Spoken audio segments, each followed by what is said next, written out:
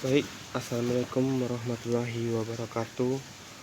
Saya akan membahas 9-15 materi, yaitu menganalisis struktur persarafan organ endokrin, alat kelamin pria, alat kelamin wanita, dan darah dan organ panca indera dalam olahraga. Baik, saya akan memperjelaskan tentang yang pertama, yaitu tentang sistem saraf. Sistem saraf adalah bagian dari tubuh kita yang membantu kita tidak hanya melihat, memahami, dan merespon seluruh kejadian di sekitar kita, tetapi juga mengirim, menerima, dan mengartikan informasi dari semua bagian tubuh. Sebenarnya, sistem saraf memonitor dan mengkoordinasikan tindakan secara otomatis seperti berjalan santai ketika berolahraga, yang secara yang tidak sadar kita memutuskan untuk dilakukan, dan tindakan yang tidak sengaja seperti pemanasan ketika berolahraga. Fungsinya yaitu secara motorik mengkoordinasikan gerakan tubuh yang disadari yang akan langsung merangsang otot Anda.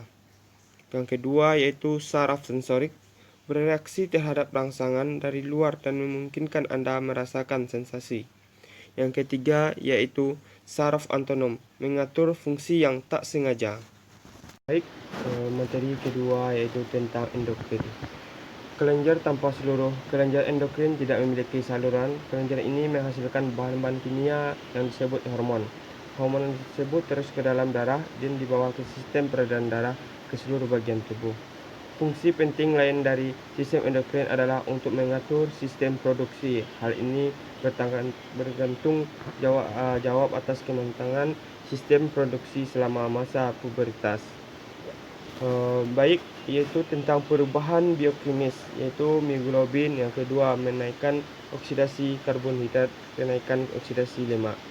Yang kedua yaitu perubahan enoglobin, perubahan enoglobin pada otot, yaitu yang pertama sistem fosfigen, yang kedua neurobit glycolysis, yang ketiga kenaikan kapasitas glikalin.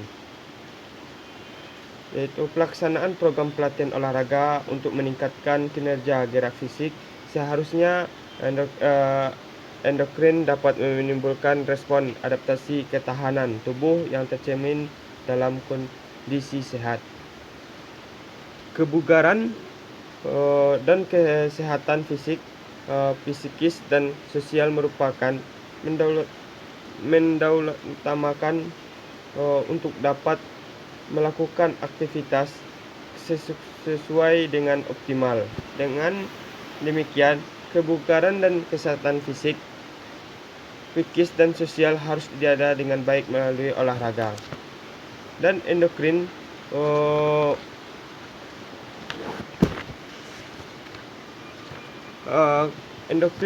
terdapat dalam tubuh adalah yaitu kelenjar hipofisis, kelenjar tiroid, dan kelenjar paratiroid, dan kelenjar adrenal, kelenjar pankreas, dan kelenjar alat kelamin, yaitu berjumlah 6.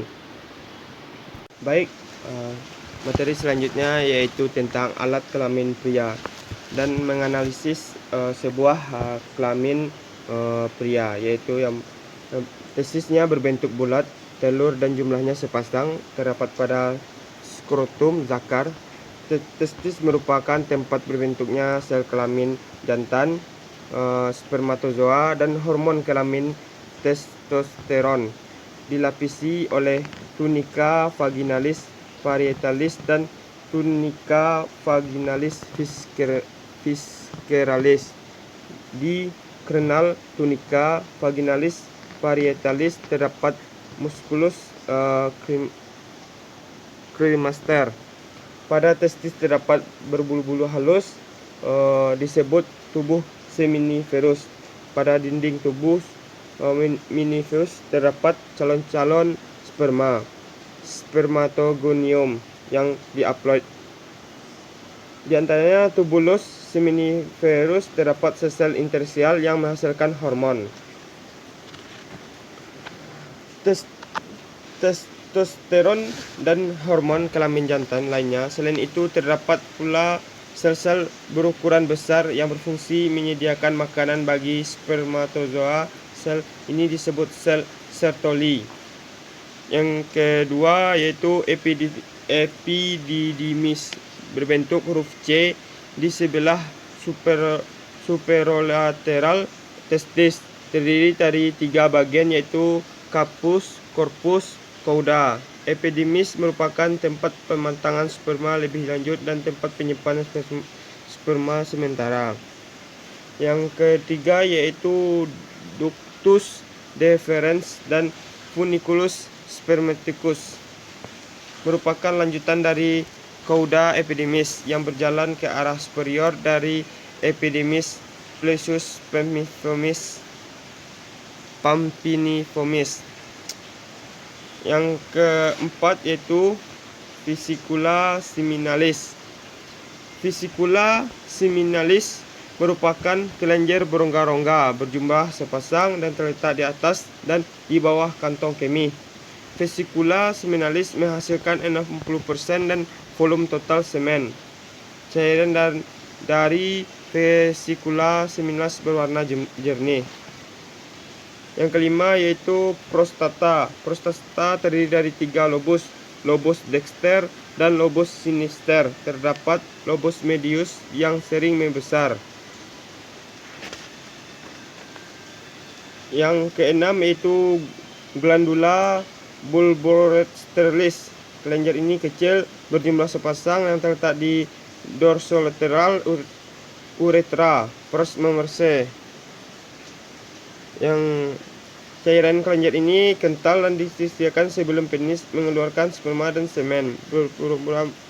Bermuara pada bulbus uretralis.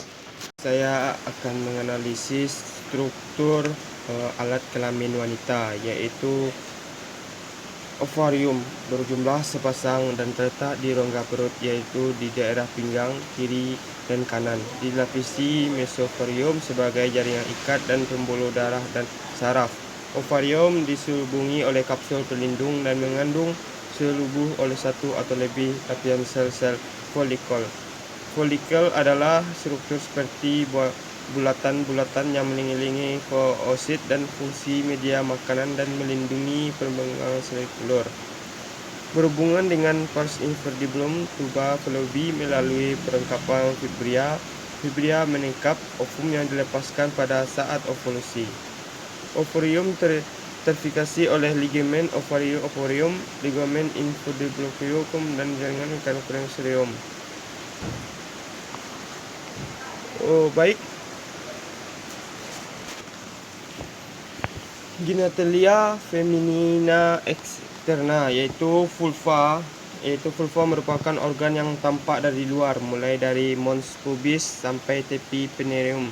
Terdiri dari mons pubis, labia majora, labia minora, klitoris, hymen, vestibulum, orificium, uretra, externum, kelenjar pada bagian vagina.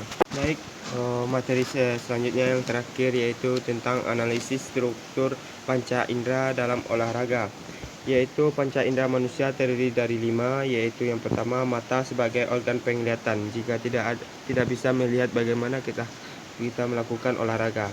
Yang kedua telinga sebagai organ pendengaran. Yang ketiga hidung sebagai organ pembau atau penghidu. Yang keempat itu lidah sebagai organ pengencap. Yang kelima kulit sebagai organ peraba. Kegiatan olahraga membutuhkan kelimanya antara masing-masing dan indera agar olahraga yang dilakukan dapat berjalan dengan baik. Jika tidak ada, maka olahraga tidak bisa kita lakukan. Dalam bab ini yang akan kita bahas dalam mata, telinga, dan kulit. Yang pertama, mata. Orbita adalah suatu ruangan berbentuk piramid sisi 4 yang mempunyai basis dan apeks. Ruangan ini berbentuk oleh frontal os zygomaticus dan os maxilla spinalis dan lacrimal dan os ethmoidalis.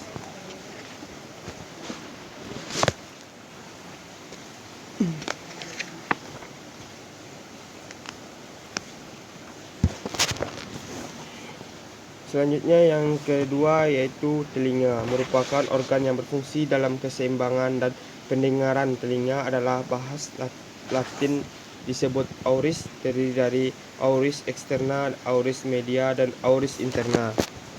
Selanjutnya yaitu kulit. Kulit adalah suatu organ pembungkus seluruh permukaan luar tubuh, merupakan organ terberat dan terbesar dari tubuh. Seluruh kulit beratnya sekitar 14% dari berat tubuh.